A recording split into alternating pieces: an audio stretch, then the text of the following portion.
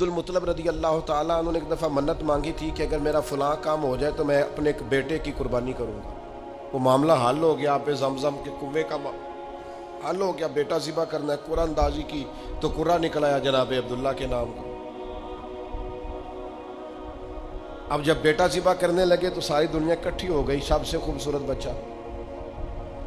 اب کیا کریں؟ انہوں نے کہا جو تورات جاننے والا کوئی ہو اس کے پاس جائیں. ایک بی بی تھی بڑی ماہر تھی تورات جاننے، اس سے جا کے مشورہ کیا تو وہ کہنے لگی اس کا طریقہ ہے نا، آپ ایک طرف جناب عبداللہ کو کھڑا کریں، ایک طرف ایک اونٹ کھڑا کریں، قرآن اندازی کریں. اگر تو قرآن نکلا حضرت عبداللہ کے نام کا تو اونٹ ڈبل کر کے پھر قرآن اندازی کر لیں، اور اگر پھر قرآن حضرت عبداللہ کے نام کا نکلا تو اونٹ 2 کی جگہ 4 کر دیں.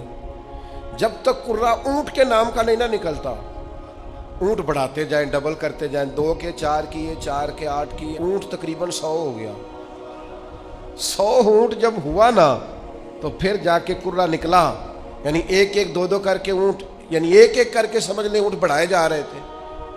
تو اب 100 اونٹ ہوا تو قرآن نکلا اونٹوں کے نام کا، تو 100 اونٹ ذبح ہوئے جناب عبداللہ کی طرف سے. اس وقت سے طے ہو گیا عربوں میں کسی کا خون بہا دینا ہو، کسی شخص کے انتقال پر دیت دینی ہو، جرمانہ تو 100 اونٹ ہے.